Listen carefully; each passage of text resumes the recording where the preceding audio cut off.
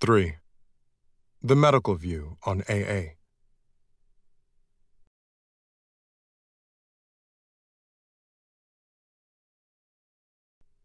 Since Dr. Silkworth's first endorsement of Alcoholics Anonymous, medical societies and physicians throughout the world have set their approval upon us.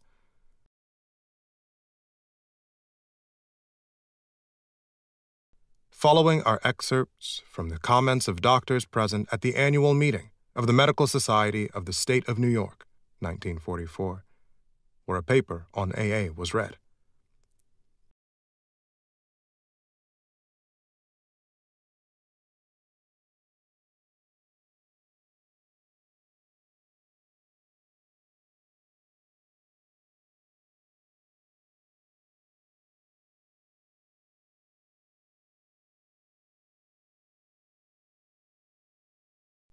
Dr. Foster Kennedy, neurologist.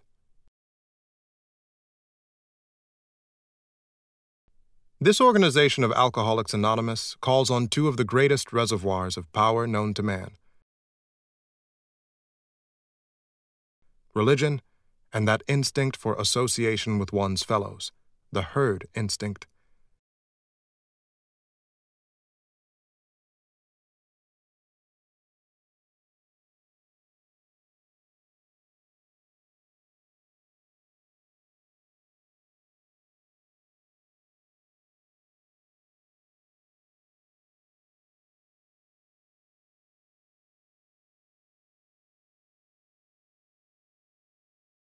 I think our profession must take appreciative cognizance of this great therapeutic weapon. If we do not do so, we shall stand convicted of emotional sterility and of having lost the faith that moves mountains, without which medicine can do little.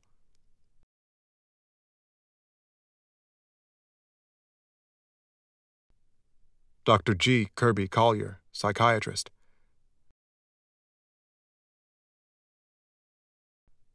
I have felt that AA is a group unto themselves, and their best results can be had under their own guidance, as a result of their philosophy.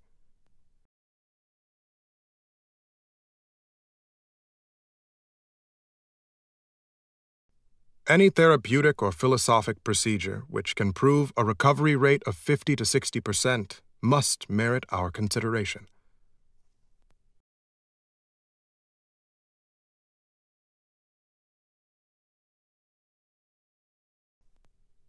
Dr. Harry M. Tebow, psychiatrist.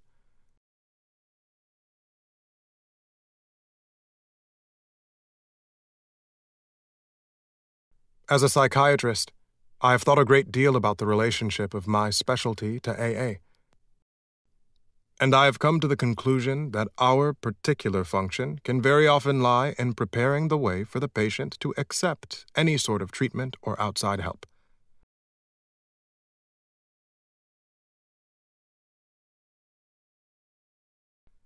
I now conceive the psychiatrist's job to be the task of breaking down the patient's inner resistance, so that which is inside him will flower, as under the activity of the AA program.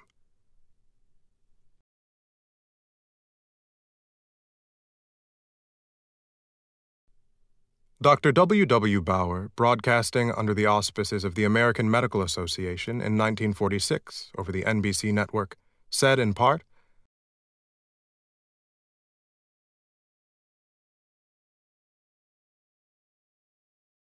Alcoholics Anonymous are no crusaders, not a temperance society. They know that they must never drink. They help others with similar problems.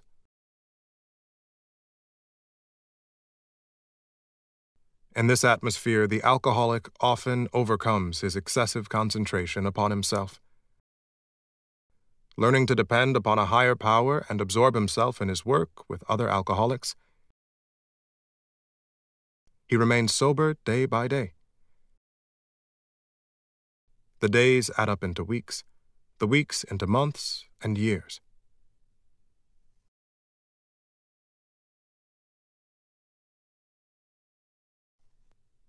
Dr. John F. Stouffer, Chief Psychiatrist, Philadelphia General Hospital, citing his experience with AA, said,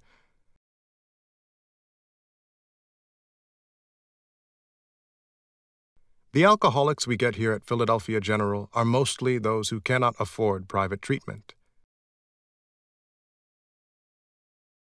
And AA is by far the greatest thing we have been able to offer them. Even among those who occasionally land back in here again, we observe a profound change in personality. You would hardly recognize them."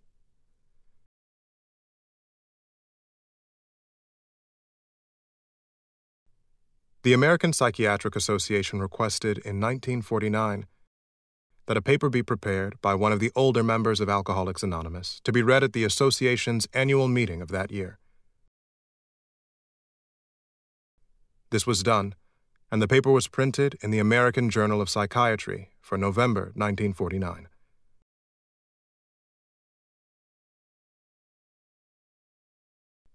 This address is now available in pamphlet form at nominal cost through most AA groups,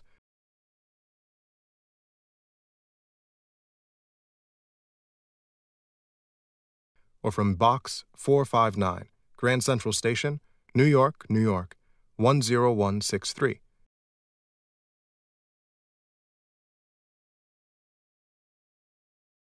Under the title, 3 Talks to Medical Societies by Bill W., formerly called Bill on Alcoholism.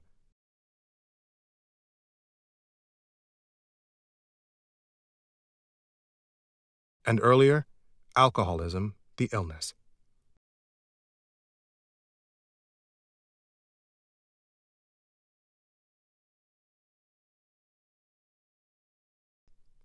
In accordance with an advisory action of the 67th AA General Service Conference, the pamphlet 3 Talks to Medical Societies with Bill W.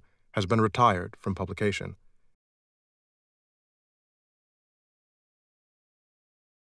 Individual copies are available through the archives of the General Service Office.